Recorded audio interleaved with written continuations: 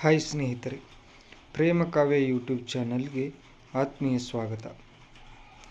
ರಮೇಶ್ ಮೆಲ್ಲಗೆ ಅವಳ ಹಣೆಯ ಮೇಲೆ ಒಂದು ಮುತ್ತನ್ನು ಕೊಟ್ಟ.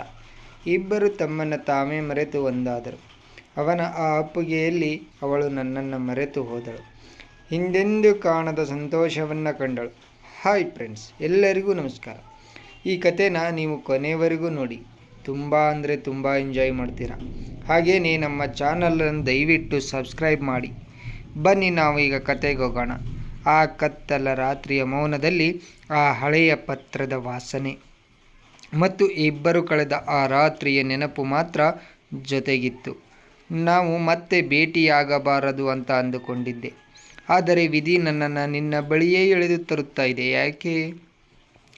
ಈ ಒಂದು ಸಾಲು ನನ್ನ ಇಡೀ ಜಗತ್ತನ್ನೇ ಬದಲಿಸಿಬಿಡ್ತು. ಆಕೆ ಎಲ್ಲಿದ್ದಾಳೆ? ಆಕೆ ಮಾತುಗಳ ಹಿಂದಿನ ರಹಸ್ಯ ಏನು? ಮಳೆಯ ಸಂಜೆ ಮತ್ತು ಮೌನದ ಮಾತು. ಬೆಂಗಳೂರಿನ ಮಳೆಗಾಲದ ಆ ಸಂಜೆ ಕಾಫಿ ಶಾಪ್ನ ಕಿಟಕಿಯ ಪಕ್ಕ ಕುಳಿತಿದ್ದ ರಮೇಶ್ಗೆ ಮನಸ್ಸು ಭಾರವಾಗಿತ್ತು. ಹೊರಗಡೆ ಬೀಳ್ತಾ ಇದ್ದ ಮಳೆಯ ಹನಿಗಳು ಗಾಜಿನ ಮೇಲೆ ರೇಖೆಗಳನ್ನು ಎಳಿತಾ ಇದ್ದವು.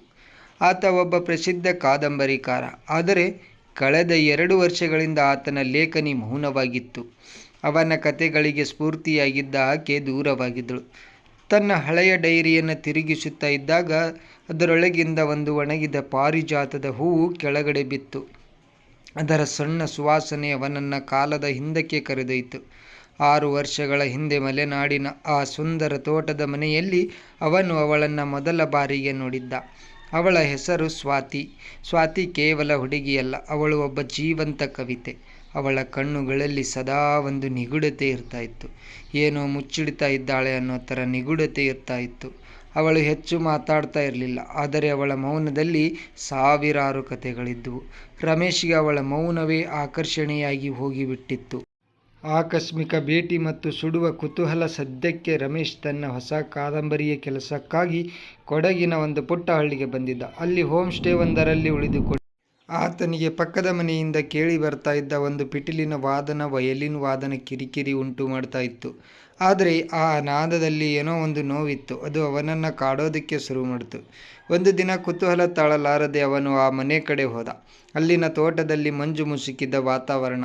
ಆ ಮಂಜಿನ ನಡುವೆ ಬಿಳಿ ಸೀರೆಯನ್ನು ಉಟ್ಟು ಪಿಟೀಲ್ ನುಡಿಸ್ತಾ ಇದ್ದ ಆಕೆಯನ್ನು ಕಂಡಾಗ ರಮೇಶ್ ಸ್ತಬ್ಧನಾದ. ಅಲ್ಲಿ ಇದ್ದಿದ್ದು ಸ್ವಾತಿ. ಆದರೆ ಅವಳು ಅಲ್ಲಿ ಏನು ಮಾಡ್ತಾ ಇದ್ದಾಳೆ? 6 ವರ್ಷಗಳ ಹಿಂದೆ ಏನನ್ನೂ ಹೇಳದೆ ನನ್ನನ್ನು ಬಿಟ್ಟು ಹೋಗಿದ್ದ ಅವಳು ಈಗ ಹೀಗೆ ಸದ್ದಿಲ್ಲದೆ ಇಲ್ಲಿ ಏಕಾಂಗಿಯಾಗಿ ಇರುವುದಕ್ಕೆ ಕಾರಣ ಏನು? ರಮೇಶ್ ಅವಳ ಬಳಿ ಹೋಗುವುದಕ್ಕೆ ಹೆದರಿದ. ಅವಳ ಕಣ್ಣುಗಳಲ್ಲಿನ ಆಳವಾದ ಒಂದು ದುಃಖ ಅವನನ್ನು ತಡೆದು ನಿಲ್ಲಿಸಿತು. ಅವಳು ರಮೇಶ್ ಇದ್ದ ಕಡೆ ತಿರುಗಿದಳು. ಅವಳ ಮುಖದಲ್ಲಿ ಯಾವುದೇ ಆಶ್ಚರ್ಯ ಇರಲಿಲ್ಲ, ಬದಲಾಗಿ ಒಂದು ರೀತಿಯ ಸಮಾಧಾನವಿತ್ತು. ನೀವು ಬರ್ತೀರಿ ಅಂತ ಹೇಳಿ ನನಗೆ ತಿಳಿದಿತ್ತು ರಮೇಶ್ ಅಂತ ಹೇಳಿದಳು. ಮೇಲು ಧ್ವನಿಯಲ್ಲಿ ಜೋರಾಗಿ ಹೇಳಿದಳು. ಬಿಚ್ಚಿಡದ ರಹಸ್ಯಗಳು ಅವರ ನಡುವೆ ಮಾತುಗಳಿಗಿಂತ ಹೆಚ್ಚಾಗಿ ಮೌನವೇ ಮಾತಾಡ್ತಾ ಇತ್ತು. ಮೌನವು ದಿನಗಳು ಕಳೆದಂತೆ ಅವರು ಹಳೆಯ ನೆನಪುಗಳನ್ನು ಮೆಲುಕು ಹಾಕುವುದಕ್ಕೆ ತೊಡಗಿದರು. ಆದರೆ ಸ್ವಾತಿ ತನ್ನ ಕಳೆದ 6 ವರ್ಷಗಳ ಬಗ್ಗೆ ಏನನ್ನ ಹೇಳ್ತಾ ಇರಲಿಲ್ಲ. ಅವಳು ಯಾಕೆ ಬಿಟ್ಟು ಹೋದಳು ಅನ್ನೋ ಪ್ರಶ್ನೆಗೆ ರಮೇಶ್ಗೆ ಚುಚ್ಚುತ್ತಾ ಇತ್ತು. ಒಂದು ರಾತ್ರಿ ತೋಟದಲ್ಲಿ ಬೆಂಕಿಯ ಮುಂದೆ ಕುಳಿತಾಗ ರಮೇಶ್ ಕೇಳಿಯೇ ಬಿಟ್ಟ. ಸ್ವಾತಿ, ಅವತ್ತು ನೀನು ಹೇಳದೆ ಕೇಳದೆ ಹೋದದ್ದು ಯಾಕೆ? ಕನಿಷ್ಠ ಒಂದು ಪತ್ರವನ್ನಾದರೂ ಬರಿಬಾರ್ದಿತ್ತೇ? ಸ್ವಾತಿಯ ಕಣ್ಣುಗಳು ತೇವವಾದವು. ಅವಳು ಅವನ ಕಣ್ಣುಗಳನ್ನು ನೇರವಾಗಿ ನೋಡಿದಳು. ಆ ನೋಟದಲ್ಲಿ ಪ್ರೀತಿಯೂ ಇತ್ತು, ಅಸಹಾಯಕತೆಯೂ ಇತ್ತು. ಅವಳು ರಮೇಶನ ಕೈಯನ್ನು ಮೆಲ್ಲಗೆ ಹಿಡಿದುಕೊಂಡಳು. ಆ ಸ್ಪರ್ಶದಲ್ಲಿ ವಿದ್ಯುತ್ ಸಂಚಲನವಾದಂತೆ ಆಯಿತು. ರಮೇಶ್, ಕೆಲವು ಪ್ರೀತಿಗಳು ದೂರವಿದ್ದಾಗಲೇ ಸುಂದರವಾಗಿರುತ್ತವೆ. ನಾವು ಹತ್ತಿರವಾದಷ್ಟು ನೋವು ಹೆಚ್ಚಾಗುತ್ತೆ. ನಾನು ನಿನಗಾಗಿ ಕಾದಿದ್ದೆ, ಆದರೆ ನನ್ನ ಜೀವನದ ಒಂದು ಸತ್ಯ ನಿನ್ನನ್ನು ನೋಯಿಸಬಹುದು ಅಂತ ಹೆದರಿದ್ದೆ ಅಂತ ಹೇಳಿದ್ಲು. ಅವಳು ಹೇಳ್ತಾ ಇದ್ದ ಆ ಸತ್ಯ ಏನು? ಅವಳ ಕೈ ಬರಹದ ಆ ಹಳೆಯ ಪತ್ರದಲ್ಲಿ ಅಡಗಿದ್ದ ರಹಸ್ಯ ಏನು? ಆ ರಾತ್ರಿ ಮಳೆ ಜೋರಾಗಿ ಸುರಿತಾ ಇತ್ತು. ರಮೇಶ್ಗೆ ನಿದ್ದೆ ಬರಲಿಲ್ಲ. ಸ್ವಾತಿಯ ಮನೆಯಲ್ಲಿ ದೀಪ ಇನ್ನೂ ಉರಿತಾ ಇತ್ತು. ಅವಳು ಅವಳ ಮನೆಗೆ ಹೋದಾಗ ಅವಳು ಹಳೆಯ ಫೋಟೋವೊಂದನ್ನು ನೋಡ್ತಾ ಅಳತಾ ಇರೋದು ಕಾಣಿಸ್ತು. ರಮೇಶ್ ಅವಳ ಹತ್ತಿರ ಹೋಗಿ ಅವಳ ಭುಜದ ಮೇಲೆ ಕೈಯನ್ನು ಇಟ್ಟ. ಅವಳು ತಕ್ಷಣ ಅವನನ್ನು ಅಪ್ಪಿಕೊಂಡ್ಬಿಟ್ಲು. ಅದು ಕೇವಲ ದೈಹಿಕ ಸ್ಪರ್ಶವಾಗಿರಲಿಲ್ಲ, ಅದು ಎರಡು ಆತ್ಮಗಳ ಮಿಲನವಾಗಿತ್ತು. ಅವಳ ಉಸಿರಾಟದ ವೇಗ, ಅವಳ ಕಣ್ಣೀರಿನ ಹನಿಗಳು ರಮೇಶ್ನ ಶರ್ಟ್ನ ಒದ್ದೆ ಮಾಡ್ತಾ ಇದ್ವು. ನನಗೆ ದೃಷ್ಟಿ ಕ್ಷೀಣಿಸ್ತಾ ಇದೆ ರಮೇಶ್, ಅವಳು ಅಳುತ್ತಾ ಹೇಳಿದ್ಲು. 6 ವರ್ಷಗಳ ಹಿಂದೆ ನನಗೆ ತಿಳಿದಿತ್ತು.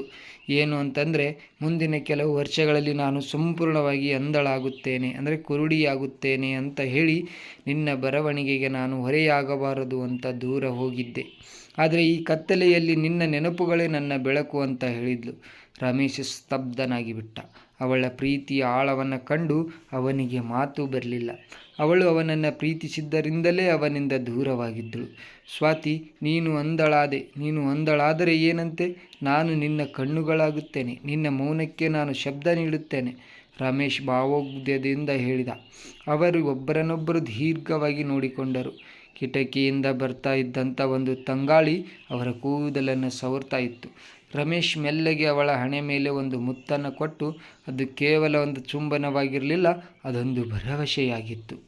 ಯಾವುದೇ ಮಾತಿಲ್ಲದೆ ಆ ಮೌನದಲ್ಲಿಯೇ ಸಾವಿರಾರು ಪ್ರೇಮಗೀತೆಗಳು ಹುಟ್ಟಿಕೊಂಡವು. ಆ ರಾತ್ರಿ ಅವರಿಬ್ಬರದೇ ಆಗಿತ್ತು. ಅವಳು ಅವರ ಕೈಗಳನ್ನು ಹಿಡಿದು ತನ್ನ ಮುಖದ ಮೇಲೆ ಇರಿಸಿಕೊಂಡಳು. ನನ್ನ ಪ್ರಪಂಚ ಕತ್ತಲೆಯಾಗುವ ಮುನ್ನ ನಿನ್ನ ಈ ಮುಖವನ್ನು ಮನಸ್ಸಿನಲ್ಲಿ ಅಚ್ಚೊತ್ತುಕೊಳ್ಳಬೇಕು ಅಂತ ಹೇಳಿ ಸವಿಯಾದ ಧ್ವನಿಯಲ್ಲಿ ಹೇಳಿದಳು. ಆ ಕ್ಷಣದಲ್ಲಿ ಸಮಯ ನಿಂತು ಹೋದಂತೆ ಭಾಸವಾಯಿತು.